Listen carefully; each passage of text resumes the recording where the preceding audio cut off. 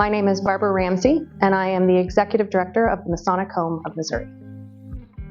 The Masonic Home of Missouri opened its doors in 1889. It started as an orphanage and a home for Masonic widows. Over time in St. Louis, that campus grew and evolved until about the 1980s when the last child left the orphanage, and we transitioned solely to providing care to the elderly. Missouri is a fairly large state, and we wanted to be able to help more people, but we also wanted to be able to help them in their own homes, in their own communities, with their families, with their lodges and chapters, with all of their other support systems. And so when we sold our facility in St. Louis, we decided at that time to try this outreach program that we were going to create. And the idea was to help those elderly members stay closer to their families. Over time, that program began to grow, and we found that we were helping more people than we had been helping through facility care. So we sold our Kansas City facility as well. The outreach program, it started in one place, and it really started with helping elderly, because when we sold our St. Louis facility, that was really still our focus, was helping the elderly. And it was a wonderful opportunity when you work with programs, because they start to provide you with some flexibility, and they provided us with the ability to be innovative. So in addition to getting back to core mission, which was from the very beginning, that first resident was a little girl who was 12 years old. Suddenly we were able to help children again. But the wonderful thing about programs is they allow you to go a little bit further. So in addition to helping Masonic children, we were able to look at helping non-Masonic children through our Creating a Partnership program. And that grew, and that evolved. And then we were able to continue to meet the needs of our membership in different ways, adding in programs for widows, adding in programs for veterans. Those are both non-financial programs. So outreach evolved from a financial program to help the elderly to a series of programs. Now there are 10, and they include non-financial programs, financial programs, and what we call partnership programs. And that's where we're partnering with lodges and chapters to make a difference in their communities. So programs provide you the ability to grow and meet the needs of your membership, and they're like building blocks. Each program builds on another program. Each program finds a new way to help the membership or their families or their communities. I'm Kevin Fuller. I'm the current Deputy Grand Master of the Grand Lodge of Missouri, and I'm the current Home Board President for the Masonic Home Missouri. Missouri Masonry is this really incredible long history that being a member here in Missouri, I have the opportunity to be a part of something that has existed long before me. It will exist long after me, but more than that, it gives me the ability to be a part of something that is helping our communities all across the state. The original mission of the Masonic Home of Missouri was absolutely to help the children in the state. And so now we have that opportunity not just to help children that are able to come into our facilities, but we're able to help children from all across the state of Missouri. We're able to help children in school districts and making sure that they don't have to worry about a school lunch debt. We're able to help children that are going through medical emergencies and issues where their families have incredible burdens, and we're able to help them exactly where they are. We can't necessarily eliminate those burdens, but we can help to ease a lot of the issues around it so that the parents are able to focus on exactly what they need to be focused on at that moment in time, which is simply their child. And so that's an opportunity that we have as Missouri Masons to support that our charity, the Masonic Home Missouri, to help those children all around the state. Sophia is a little girl and her family that came to us about 7 years ago. Sophia is now 13 years old, and in her very short life of 13 years has faced a lot of extreme difficulties medically. She's a child that has a disease that I can never remember the name of, but it causes her to grow tumors, specifically in her brain. And that has caused all kinds of developmental delays for her and other issues. Her family lives in a relatively rural area in Missouri, so they travel to one of our more urban areas to receive treatment. So we make sure that the family has the funds to transport her to those appointments. We make sure that the family has what they need as they try and maneuver through this very difficult time in their life. And rather than choosing to, are they going to be able to pay for food that month or getting her to her doctor's appointment, we make sure that they have both. And so they can focus on taking care of a little girl that has a lot of medical issues, and we can take care of the financial pieces for them. There is a lot of love in that family. There is still laughter and there's play. Sophia has a sister that thankfully does not have the same medical diagnosis as she does. And so there is a lot of family love and support there for Sophia. We just want to help try and let that piece continue as much as possible. It's working with the board where we help determine the assistance that can be provided to families and to individuals like Sophia. And so it's a collaborative effort of the professional expertise of our staff working with Masons, both Grand Lodge officers and non, throughout the state to make sure that we are able to help as many people as we possibly can in the most effective and efficient way possible. As home board president, I get that opportunity to see all these different outreach cases that are coming through, all these lives that we're touching, the tens of thousands of men, women, and children that we're seeing every single year, and we're able to make their lives better by fulfilling our obligation as Master Masons. I think that from my vantage point, what I would hope that the future of the Children's Outreach Program looks like is very much in line with what they're executing today, and that we're able to touch so many lives. And we can suddenly not just support tens of thousands, but we can support 50, 60, 70, 100,000 children across the state of Missouri. Because there's no shortage. Unfortunately, there's no shortage of children that need the support. And I think the Masonic Home of Missouri and the outreach program, Children's Outreach Program, has the ability to do just that. It is exciting to have watched these programs grow over the years and see the thousands upon thousands of children that we have been able to help with really just basic things like food and clothing. It's been exciting to watch how these programs have been embraced in their communities and have really made a difference, not just in one or two communities, but statewide. My name is Chris Nickel. I am the Junior Grand Warden of the Grand Lodge at the state of Missouri, and I am a member of Fellowship Lodge number 345.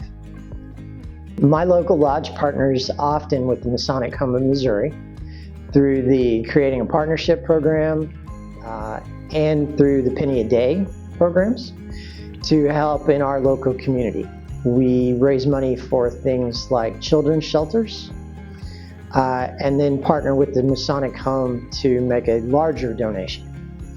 Also, our lodge has made a couple of sizable donations to the Masonic Home to help with their mission throughout the state.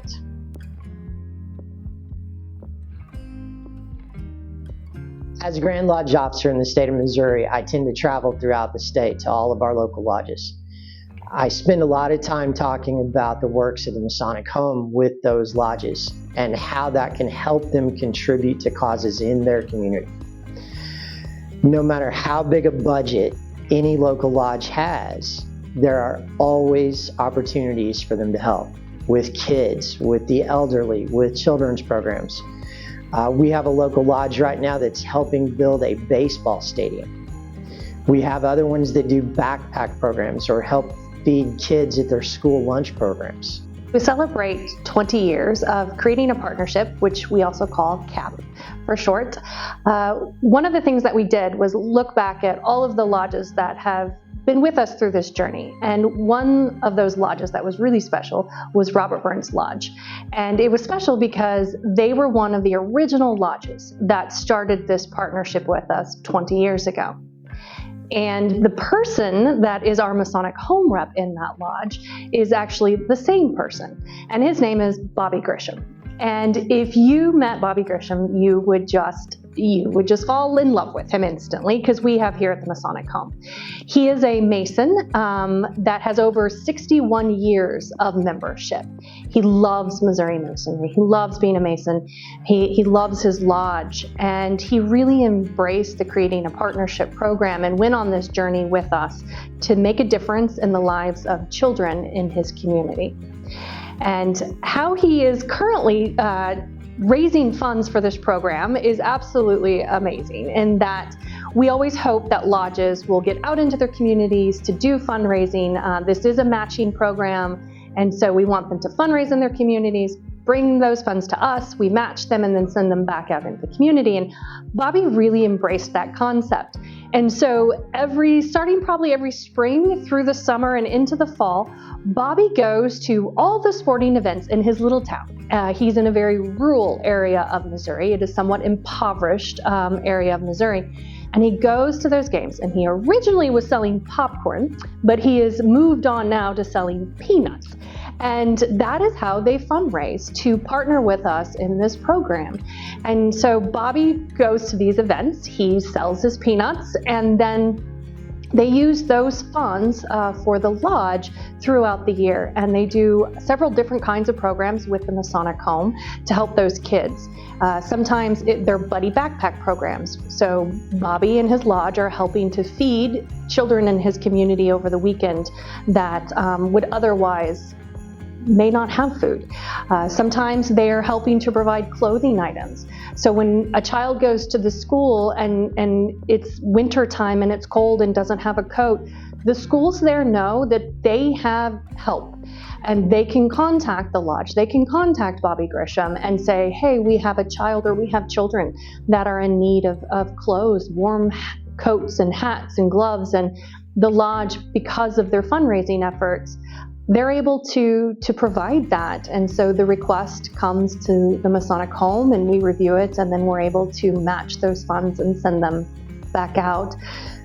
So Bobby Grisham is a very special man, and we are very grateful to have had the opportunity to work with him and his lodge for 20 years, making a difference in the lives of children.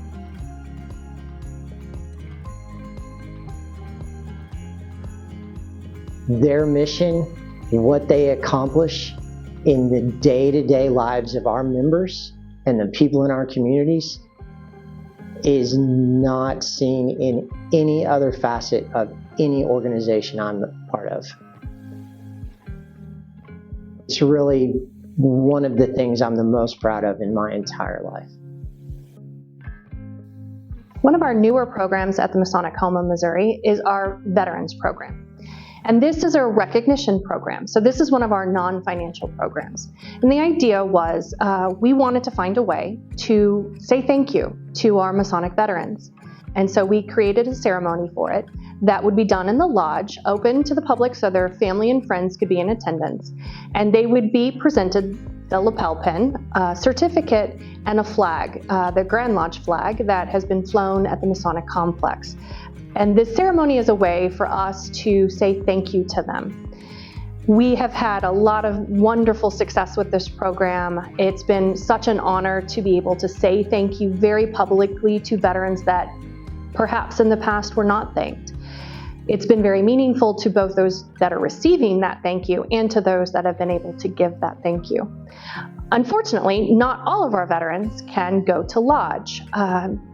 For example, we had a Mason who was over 100 years old, and he was part of our long-term assistance program. That's a financial program. He is a Missouri Mason, and we were helping him financially each month through this program. And we learned that he was a veteran. He's actually was a veteran of World War II. And so he couldn't go out to lodge anymore, but we were able to present him his flag and certificate and pin at his facility. And to do this, I asked past Grandmaster Ron Jones to join me and to say a thank you to this very special man who has served his country in this remarkable way. I am Ron Jones. I'm a past Grandmaster of the state of Missouri. We have a lot of interaction as Grandmaster or Grand Lodge officers with people in fraternity and the lodges. Clifford was 100 years old when he come to us, and the Masonic Home had started the Veterans Program. And of course, Clifford was a World War II veteran, and so Barb had asked me if I would go with her and to present him with his flag, and I was happy to. And when we got to the facility, this little old man and his wife, which he never went anywhere without, took us to his room, showed us the pictures on the wall, showed the pictures of family that were no longer there, and was just ecstatic. Being a Mason meant everything to him. And then we went down to the main lobby and sat down. Now, some of this is pretty emotional to us. When you can sit down with a man that can talk about things that he did. And we presented him his flag, and the emotion that come over him, a small flag to a man that had seen so much in his life, but it was from his fraternity, and it meant the world to this man. The longer we talked, the stories he told, when we sat there for probably an hour, and then he looked me in the eye, and again, the emotion,